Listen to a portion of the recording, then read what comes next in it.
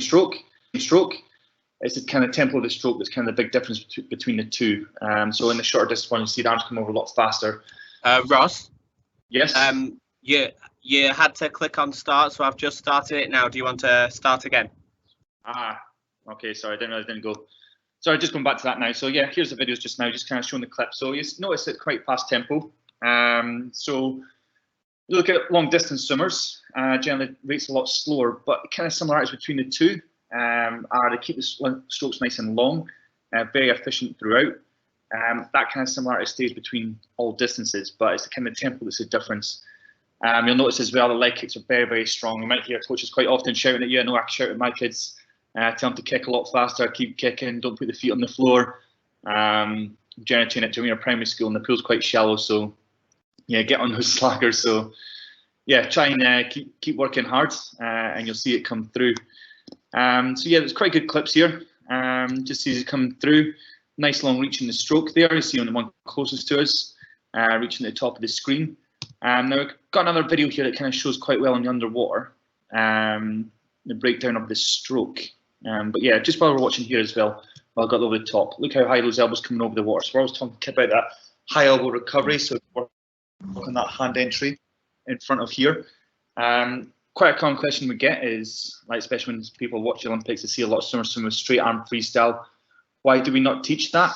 The reason being is it puts quite a lot of strain in the shoulders. Now these swimmers that you see, they're very, very strong, very, very built, and they've got that stability in their shoulders to be able to maintain that, and it's quite good for their injury prevention as well. If we teach that at too young an age, it can cause a lot of shoulder problems as you grow. So we always teach that high elbow recovery. It's a lot more efficient as well, a lot more effective for swimming over time as well. You see that high elbow recovery helps get that reach in front of the head and nice reach forward. So the next video we're going to go into, it's going to be on the next screen here. I'm going to show that underwater footage now. I'm going to try and take us through this slowly.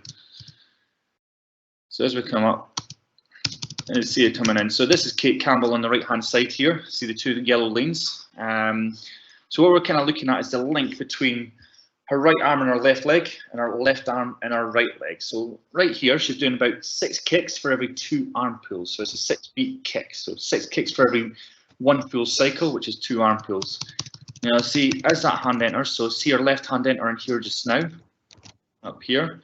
Now as that left hand enters and starts to press down, you'll see her right leg is finishing that downbeat kick. So that's kind of that connection through the body, from the hand, through the body, and down to that foot there. And then she's going to do 3 kicks, and as by the time that other hand enters the water here now, you'll see that other leg starting to kick down. So see how that body's kind of rotated through. Just take back and just see, can look through this again. As we're coming in, so it's going to go into underwater footage now. So you see him coming in. So just slow it down here. So yeah, just see as the hands are coming through. Now, the other thing to kind of look at here is the rotation through the body. A lot of the drills that we do, like 6 beat kick, 10 kick switch, 6 kick switch, bodyline kick, we do that a lot with rotation in the water. And that rotation is very, very important to help generate the maximum power in the stroke and maximum efficiency, and it also helps to reduce drag as well. So there's a lot of forces acting in the water, some acting against us, some are helping us stay high in the water. So getting our body in the correct position is going to help maximize the efficiency in the stroke. So as we go through here, you see that leg starting to kick down now, and that other hand's kind of reaching forward. So it's the swimmer on the right, it's Kate Campbell here. One last time. So see, as her hand presses down here, watch how the body kind of rotates through onto the other side. So see, she's kind of rotating around now until she finishes in this position here. Now, as that body's rotating, you're helping generate more power. One of the analogies that I use to kind of compare this to is like, compare it with golf. When you're taking your golf swing, I don't know how many of you play golf. I'm sure you're familiar with the sport. And when the golfers are taking a swing, okay, they don't keep their shoulders nice and straight here. Not very stiff when they take that swing. They use their whole body to help generate that power through the ball here to hit it as far as they can. So they're using their whole body to generate power, and that rotation helps to generate a lot more And it's the same in swimming here. So the body rotates through, and then see as that hand starts to push back towards the hips, that's when it kind of finishes there. And that's kind of where we get that kind of benefit from the stroke. Now, the last video we're going to show you today is going to be Kate Campbell's world record swim. Now, I didn't mention her. I mentioned she was an Olympic gold medalist, two-time Olympic gold medalist, but she's also the current world record holder for the 100 meters freestyle. It's faster than I've ever gone in the past. I was a competitive swimmer, but 50.25 is her current world record for the 100 meters freestyle short course. And this is her race here. So let's just take a moment, just kind of watch this race. Look at the tempo and look at the similarities across the swimmers in this race as well. Here we go.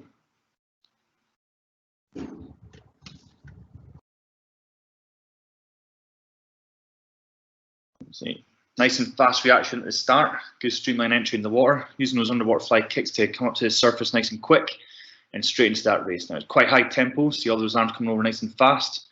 Again, it's a sprint event. There's no time to hang about in this race. You've got to get there right at the start. You get left hanging behind, taking too much time at the start, just kind of easing into it. Everyone else is going to swim ahead of you, and it's going to be very hard to catch up towards the end. This is basically a sprint event. But look how fast those legs are going. See all the white water behind them. Really, really strong. And then quick in the turns, getting those head down and getting to the wall. No breathing into the turns. Get the feet round fast and then exploding off that wall nice and strong. A really powerful swim from Kate in this one here. This is back in 2017. And then strong finish at the end. So yeah, 50.25. That was a world record swim there. As I said, so look at some of the similarities through the race there from all the swimmers.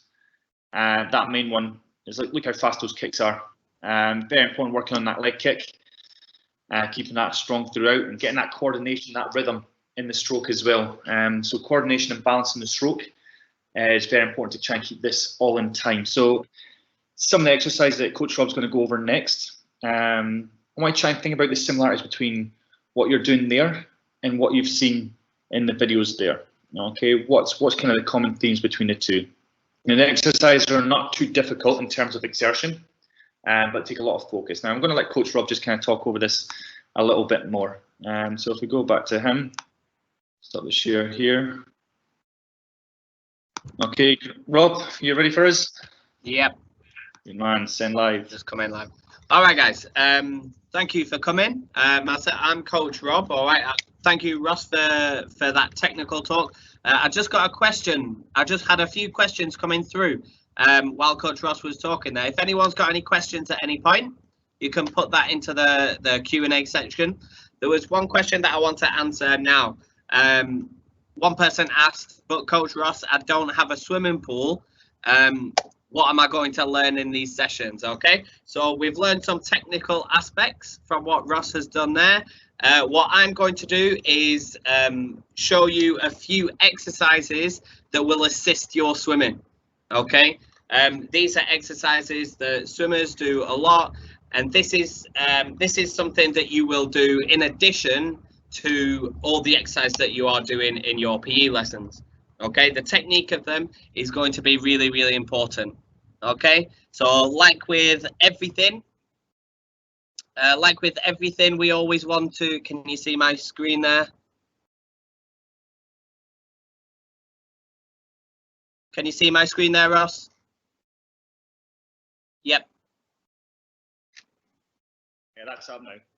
Perfect. Okay, so every time we start a session, we always want to do a warm-up. So I'm just going to demonstrate these exercises for 10 seconds each. You don't have to follow along at the minute if you don't want to. All right, this is just to show you the technique of the warm-up exercises.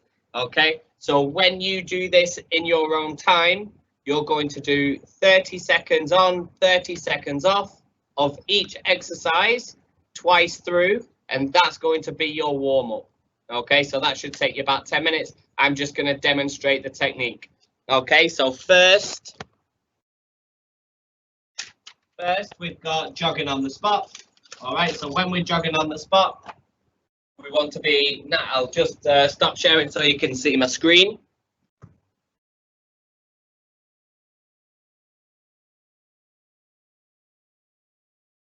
So when we're jogging on the spot, you just want to be nice and light on your foot, nice and light on your toes, driving with your arms, picking your knees up a little bit as well. Okay. The second one is imagining you've got a skipping rope, hands just by your side, all right, and then bouncing on your feet. Small, fast jumps. All right. A lot of swimmers do a lot of skipping. All right. That's because they want stable and flexible and strong ankles. All right, that's why you see a lot of them doing it. All right, next one, high knees.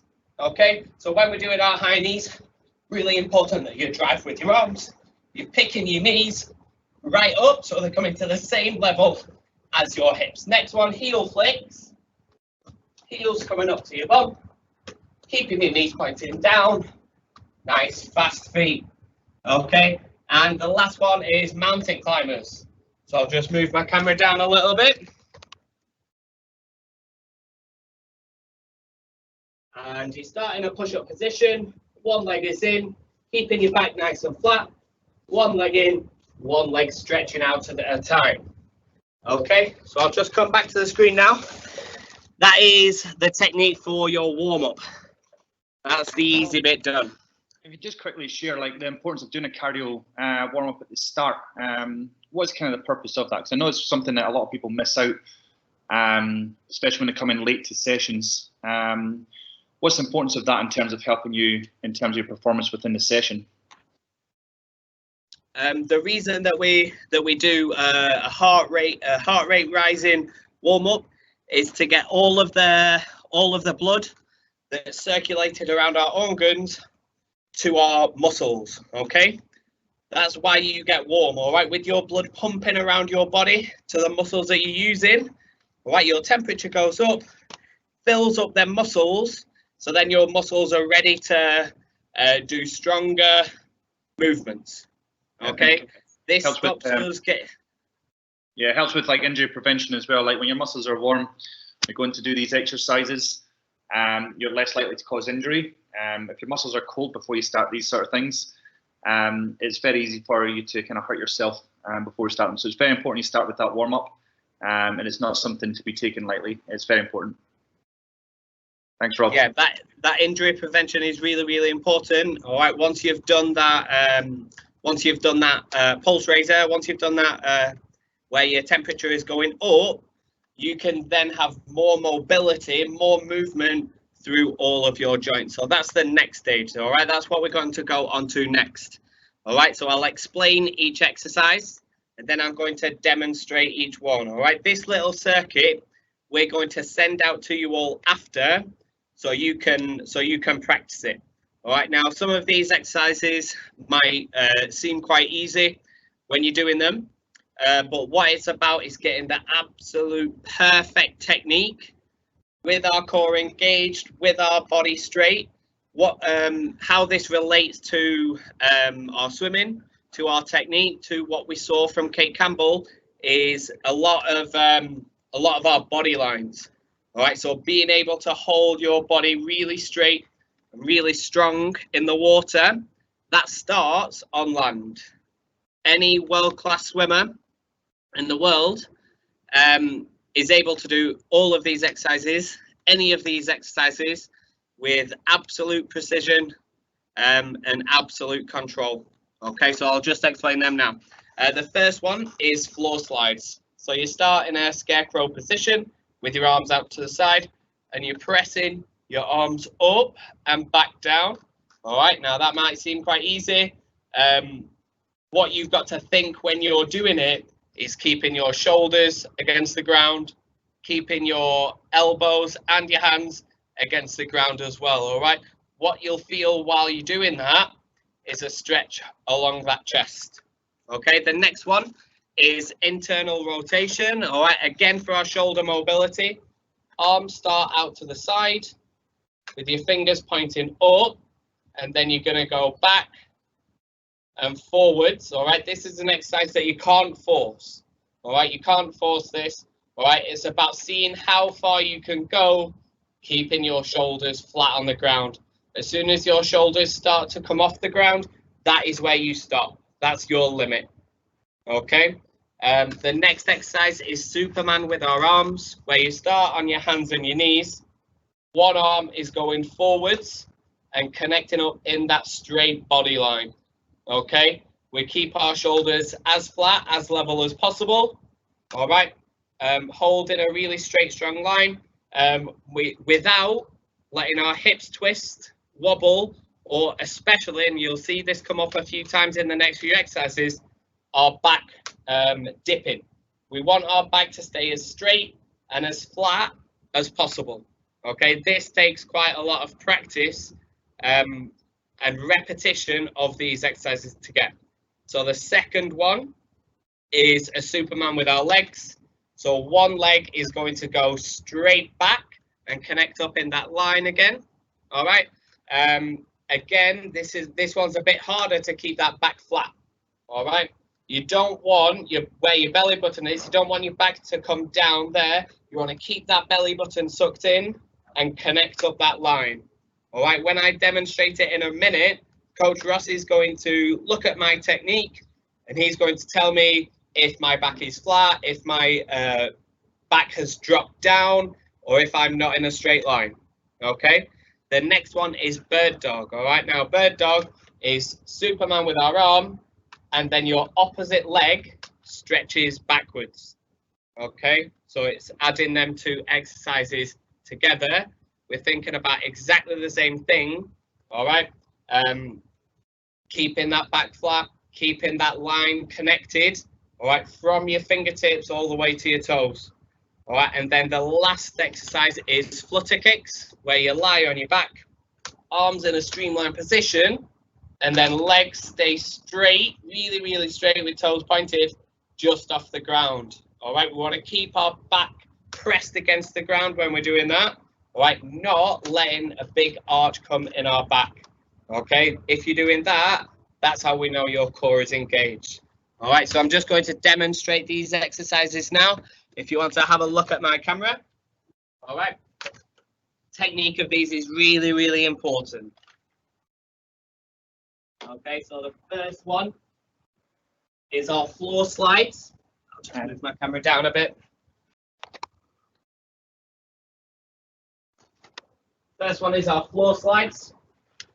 So legs just bent, flat on the ground, lie back, arms out to the side. Really think about when you're in the starting position, pressing them elbows down into the ground.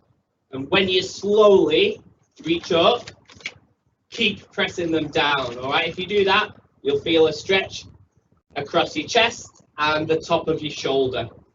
Okay, it's all about that control. It's all about feeling that stretch and holding that correct technique. Okay, so the second one. 3-point contact. So your shoulders, elbows, and hands, your 3-point contact at all times. Okay, so the second one is our internal rotation. So this is our starting position with our fingers pointing up, and then I'm going to go back, really slow, really controlled, and then forwards. And as soon as I get to that point where my shoulders start to move, that is where I stop. My elbows keep pointing out to the side, and I don't force it past the movement where my shoulders come off the ground. All right, the more you practice these exercises, right, these ones for the little muscles in your shoulders, all right, the healthier our shoulders are going to be. All right, swimming is a repetition sport. All right, so if you imagine if you swim for an hour, you do 20 strokes a length, all right, and you do 40 lengths or 80 lengths in an hour, that adds up to a lot of strokes. So that's why we've got to take care of our shoulders. Okay, next one is our Superman, just with our arms. All right, so what I'm going to do first, before I start moving, is I'm going to get my back as flat as possible. All right, so I'm going to lift that belly button. All right, I'm going to think about where my chest is. I'm going to make sure my head is in line. All right, and it's best to get some feedback on this. Okay, if you've got a sibling or a parent, all right, they can help you correct your technique. All right, so I'm going to lift one arm up, keeping my shoulders as flat as possible, and straight in that line. All right. If you do fast movements, you're a lot more likely to lose control, so that core isn't engaged. All right. Make sure you've got a nice strong base with your hands and your knees. All right, that'll give you a better chance of holding it straight as well. Okay, so next one is with our legs. All right, I want you to think about where that belly button is. All right, I want you to think about keeping that belly button tucked in, that back nice and flat. All right, and I'm going to get some correction off Ross if I do anything wrong. So I hold that strong. So you just see that kind of dip in his lower back starting to form there. Okay, so that's where you kind of need to maintain that control as you go through the movement. So basically trying to keep the shoulders together. So if you think of your shoulder blades, keeping them together because he's pushing his back up quite high there. So keeping that low, and it's the lower back we're trying to flatten out there. So we see that orange stripe on his shorts there. If we think of like turning your hips clockwise from this view here, that'll help pull your tummy in and flatten that back. But it's trying to keep your upper back flat while you do that. And yeah, if you can do that and hold that control, it's going to give you a lot more coordination and balance when you're back in the water again. All right, so next one, Superman with our arms and our legs. All right, so it's easier to start just in that starting position. Think about tilting your pelvis, all right, just like Ross was mentioning then, and then your arm, then it's your opposite leg, go back. All right, so what I'm thinking really carefully about is keeping that belly button in. Okay, slow back down, arm, and then leg. All right, now this is the position, all right, that Kate Campbell is entering into. Okay, the straighter and stronger that line is, the faster you will be able to swim when you're in the water. All right, it really does relate. Okay, so last one is Flutter Kicks. I'll shuffle this way a little bit. Arms back behind you, legs are straight, just off the ground, and then Flutter Kicks. All right, it doesn't have to be the fastest movement. All right, but they've got to stay straight, they've got to stay off the ground, and a common fault is back arching. So if you can get your hand under your back, that's when you know you're doing it wrong. All right, we're going to keep that belly button flattened down. Some of you might find it easier if you sit up just to flatten that back and then do that movement. All right, then you know that body is a bit straighter. Okay.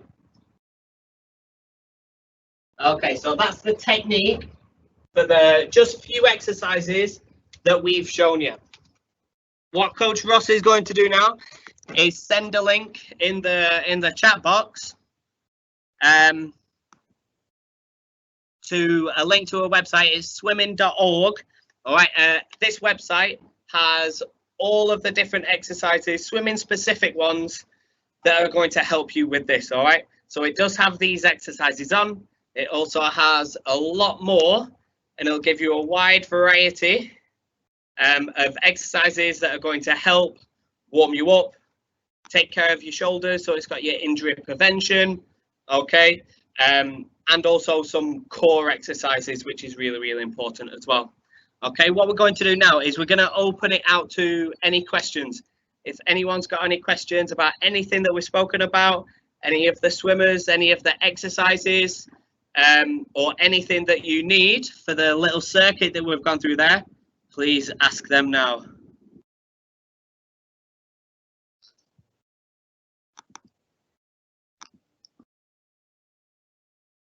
Okay, so Rob mentioned about the website there, where you can find these exercises. Now I posted that link I published that link for you, so you can click on that and you can save that for later. Now that's got a whole host of exercises on that website. It breaks it down into 4 different sections. So you're talking about raising your heart rate, which is kind of the first exercise that Coach Rob was doing.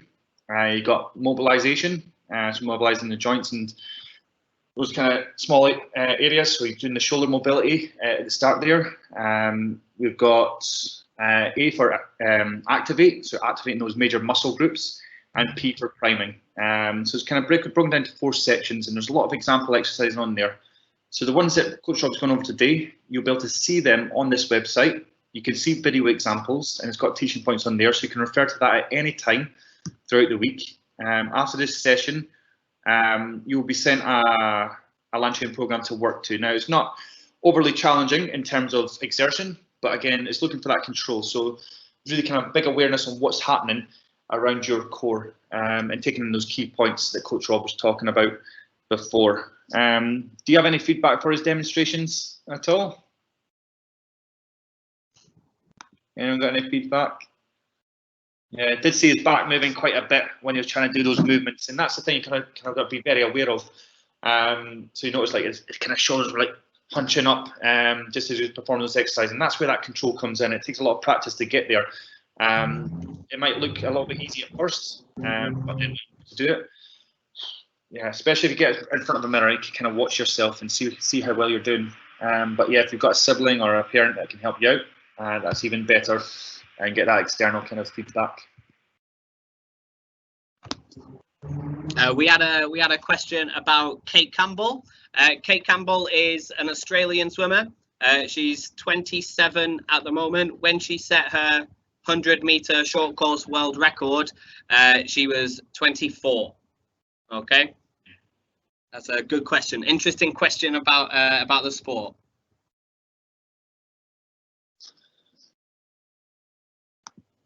So if anyone has got any other questions, please put them in the chat box. All right, and myself and Coach Ross will answer them. In the general age range for swimmers competing on that world stage and at the Olympics, it can vary a lot.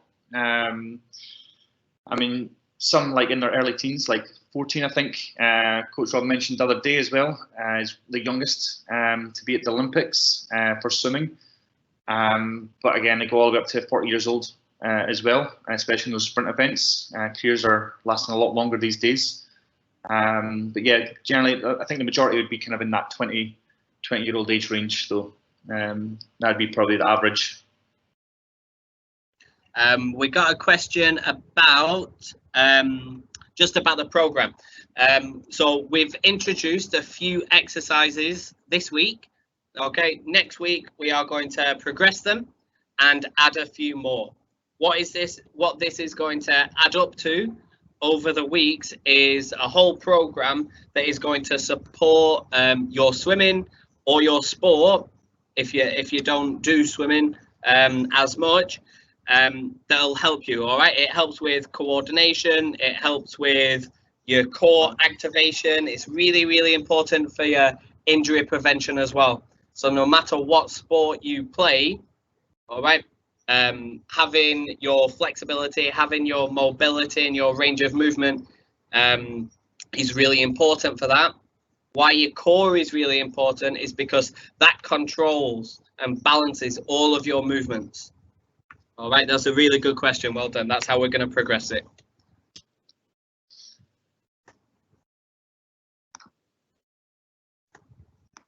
Yeah, I'm seeing that link's looking quite popular.